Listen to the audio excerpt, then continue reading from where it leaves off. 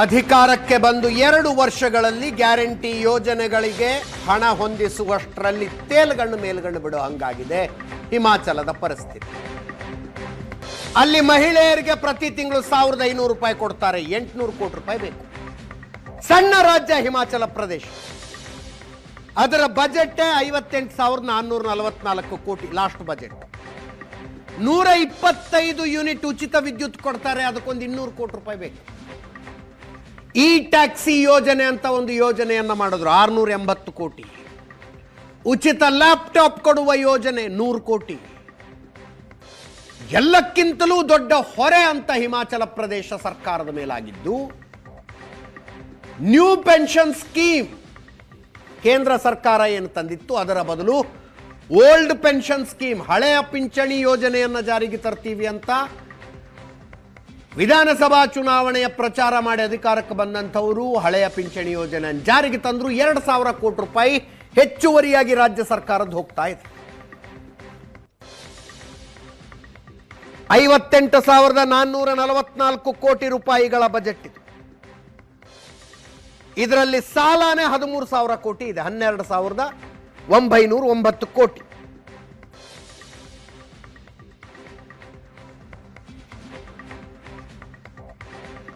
$58,444 ಕೋಟಿ ರೂಪಾಯಿಗಳಲ್ಲಿ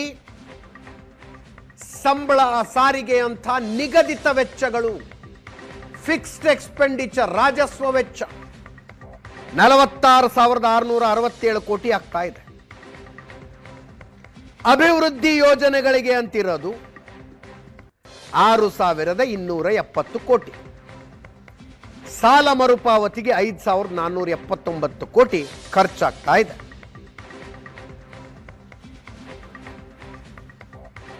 ಇದರ ಮಧ್ಯದಲ್ಲಿ ಗುತ್ತಿಗೆದಾರರಿಗೆ ಸಾವಿರಾರು ಕೋಟಿ ಬಾಕಿ ಇದೆ.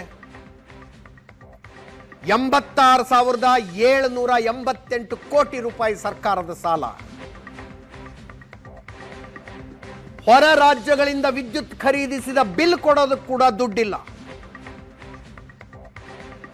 150 ಕೋಟಿ ಬಾಕಿ ಉಳಿಸಿಕೊಂಡಾಗ ಹಿಮಾಚಲ ಭವನವನ್ನ ಹರಾಜು ಹಾಕೋದಕ್ಕೆ ಹೈಕೋರ್ಟ್ ಆದೇಶ ಕೊಟ್ಟಿತ್ತು.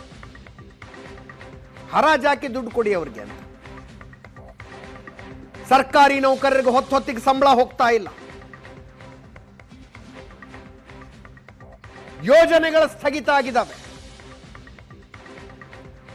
ಮುಖ್ಯಮಂತ್ರಿಗಳು, ಶಾಸಕರು, ಸಚಿವರಿಗೆ ಮನವಿ ಮಾಡಿಕೊಳ್ತಾ ಇದ್ದಾರೆ, ನಿಮ್ಮ ಸಂಬಳ ತಗೋಬೇಡಿ, ಬಿಟ್ಟು ಬಿಡಿ ಅಂತ. ಇದೆಲ್ಲದರ ಮಧ್ಯದಲ್ಲಿ ಸರ್ಕಾರದ ಅಧೀನದಲ್ಲಿದ್ದ 36 ದೇವಸ್ಥಾನಗಳಿಗೆ ಪತ್ರ, ನಿಮ್ಮ ಅಕೌಂಟ್ನಲ್ಲಿರುವ ದುಡ್ಡನ್ನು ಸರ್ಕಾರಕ್ಕೆ ಕೊಡಿ ಯೋಜನೆಗಳನ್ನು ಜಾರಿ ಮಾಡೋದಕ್ಕೆ.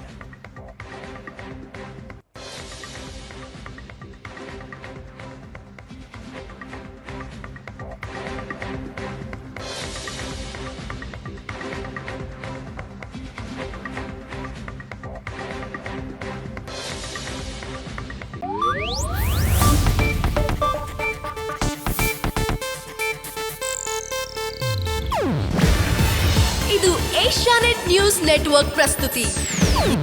ನೀವು ನೋಡ್ತಿದ್ದೀರಾ ಏಷ್ಯಾನೆಟ್ ಸುವರ್ಣ ನ್ಯೂಸ್.